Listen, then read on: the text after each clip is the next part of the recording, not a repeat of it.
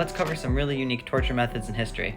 First one is going to be keel hauling. As you can see, they're going to throw somebody overboard. That person is going to scrape the bottom of the boat. Now naturally on the bottom of boats, there's barnacles. Of course, you got a shark in this picture, and that person's going to go back on the other side. Oftentimes the person would die from their wounds. If anything, their back is going to be completely scraped up, and it would have been very painful. Next, we have an ancient Persian execution method called scaphism, in which case they would tie somebody to a canoe, lather them with milk and honey. Sometimes they would force feed them said milk and honey, making sure the person is relieving themselves on the canoe that they are tied down to. Over a handful of days, worms, maggots, and all of that stuff is going to get to the person tied up in the canoe, so you're basically getting eaten alive if you're not going to die from the elements.